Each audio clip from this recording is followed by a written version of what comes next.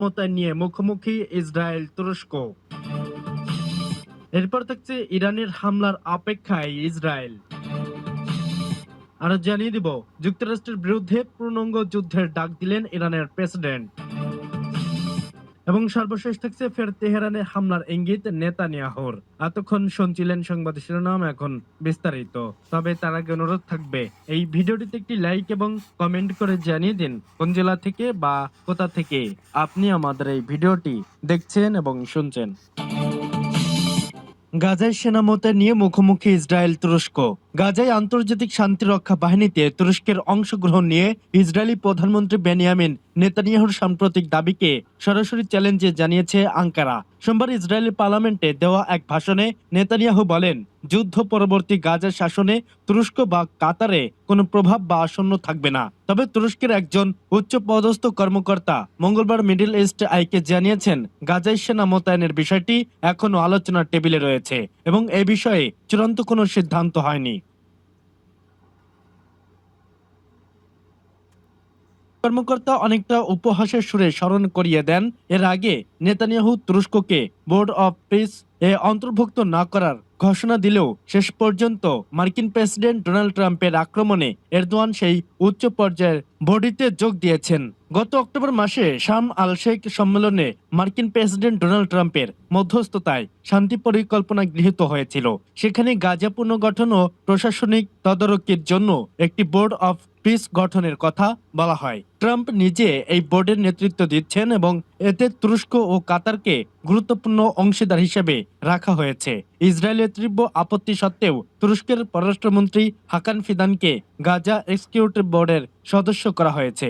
এই বোর্ড সরাসরি ভূখণ্ডটির দৈনন্দিন প্রশাসনিক ও পুনর্গঠনে কাজ তদারকি করবে। আঙ্কারার দাবি, এই কাঠামোর বিন্যাসী প্রমাণ করে গাজার ভবিষ্যতে তুরস্ক ও কাতারের সক্রিয় ভূমিকা অনিবার্য। তুর্কি প্রেসিডেন্ট রিসেপ তাইপ এরদোয়ান চলতি মাসের শুরুতে বলেছিলেন, তুরস্ককে ছাড়া গঠিত কোনো আন্তর্জাতিক বাহিনী ফিলিস্তিনিদের আস্থা অর্জন করতে পারবে না। তিনি যুক্তি দেন, ন্যাটোর সদস্য হিসাবে এবং ইসরায়েল ও ফিলিস্তিন উভয় পক্ষের সত্ত্বেই ঐতিহাসিক ও কূটনৈতিক যোগাযোগ থাকায় তুরস্কের এই শান্তি মিশনে সবচেয়ে যোগ্য পক্ষ। নেতানিয়াহু এই প্রভাব কমানোর চেষ্টা করলেও আঙ্কারা মনে করছে, মার্কিন সমর্থন এবং আঞ্চলিক বাস্তবতায় গাজার পুনর্গঠন ও নিরাপত্তা রক্ষায় তুরস্কের উপস্থিতি এখনো সময়ের ব্যাপার মাত্র। ইরানের হামলার অপেক্ষায় ইসরায়েল, তাহলে কি অবশেষে প্রস্তুতি নিয়েই ফেলল ইসরায়েল? ইরান ইসরায়েল যুদ্ধ কি তাহলে শুরু হতে যাচ্ছে? কি হবে ইরান যদি হঠাৎ করে ইসরায়েলের বিরুদ্ধে মিসাইল হামলা চালায়?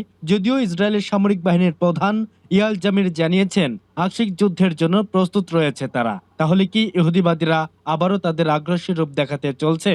কিন্তু ইরানের প্রস্তুতি আসলে কেমন? ইরান কি পারবে ইসরায়েলের আগ্রাসন ঠেকাতে?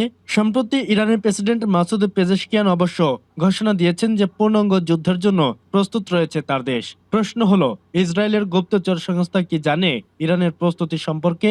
ইরানের সরকার বিরোধী আন্দোলনকে ঘিরে ফায়দা নেওয়ার সুযোগ তৈরি করেছিল যুক্তরাষ্ট্র ও ইসরায়েল। মধ্যপ্রাচ্যের মার্কিন সামরিক ঘাঁটিগুলোতে যুদ্ধের প্রস্তুতি সহ অঞ্চলটিতে বিমানবাহী রণতরী পর্যন্ত নিয়ে আসার নির্দেশ দেন যুক্তরাষ্ট্রের প্রেসিডেন্ট ডোনাল্ড ট্রাম্প। কিন্তু শেষ মুহূর্তে সবকিছুই যেন ভেস্তে গেল। ইসরায়েলের প্রধানমন্ত্রী বেনিয়ামিন নেতানিয়াহুর এক প্রকার ভয় থেকেই প্রেসিডেন্ট ট্রাম্পকে জানালেন, এই মুহূর্তে ইরানের বিরুদ্ধে যুদ্ধের জন্য প্রস্তুত নয় ইহুদিবাদী দেশটি। কিন্তু কি ঘটেছিল সেদিন? চলতি বছরের শুরু থেকেই ইরানের বিরুদ্ধে সামরিক হামলার পরিকল্পনা করছিল যুক্তরাষ্ট্র। কিন্তু ইরানের জোরদার সামরিক প্রস্তুতির তথ্য পেয়েই ভয়ে বুক থরফর করে ওঠে নেতানিয়াহুর। সেই সাথে ইসরায়েলের প্রধানমন্ত্রী মার্কিন প্রেসিডেন্ট ট্রাম্পকে জানান যে বর্তমানে ইসরায়েলের প্রতিরক্ষা ব্যবস্থা অত্যন্ত নাজুক অবস্থায় রয়েছে। ফলে ইরানের পাল্টা হামলা প্রতিরোধ করা ইসরায়েলের পক্ষে কঠিন হয়ে পড়বে। যার কারণেই মূলত ইরানের বিরুদ্ধে সামরিক হামলার সিদ্ধান্ত থেকে ট্রাম্পকে সরে আসার অনুরোধ করেন নেতানিয়াহু। 16 জানুয়ারি ইসরায়েলের সংবাদ মাধ্যম টাইমস অব ইসরায়েলের এক প্রতিবেদনে এমন তথ্য উঠে এসেছে। কিন্তু এবার তাহলে কেন যুদ্ধের কথা বলছে ইসরায়েল? তাহলে কি নেতানিয়াহুর প্রস্তুতি সেরে ফেলেছেন? ইসরায়েলের পার্লামেন্টে দাঁড়িয়ে 19 জানুয়ারি নেতানিয়াহু বলেছেন, ইরানে আক্রমণ করলেই নজিরবিহীন শক্তির সাথে জবাব দেবে ইসরায়েল। আমাদের হামলায় ইরানে যা ঘটবে তা কেউ কল্পনাও করতে পারবে না। তবে যাই ঘটুক না কেন, যুদ্ধ শুরু হলে ইরান আর পূর্বের অবস্থায় ফিরতে পারবে না। এক প্রতিবেদনে বিষয়টি নিশ্চিত করেছে যুক্তরাজ্য ভিত্তিক সংবাদ মাধ্যম ইরান ইন্টারন্যাশনাল। ইসরায়েলের প্রধানমন্ত্রী এমন আগ্রাসী হুঁশিয়ারির পরেই নিজেদের প্রস্তুতির কথা জানিয়েছে দেশটির সামরিক বাহিনী। ইরানের বিরুদ্ধে আংশিক যুদ্ধের জন্য প্রস্তুত ইসরায়েল, এমনটি জানিয়ে দেশটির প্রতিরক্ষা বাহিনী প্রধান লেফটেন্যান্ট জেনারেল ইয়াল জামির বলেন, আমাদের দেশের ক্ষতি করতে যে কোনো প্রচেষ্টার বিরুদ্ধে ইসরায়েল আক্রমণাত্মক সক্ষমতা অর্জন করেছে।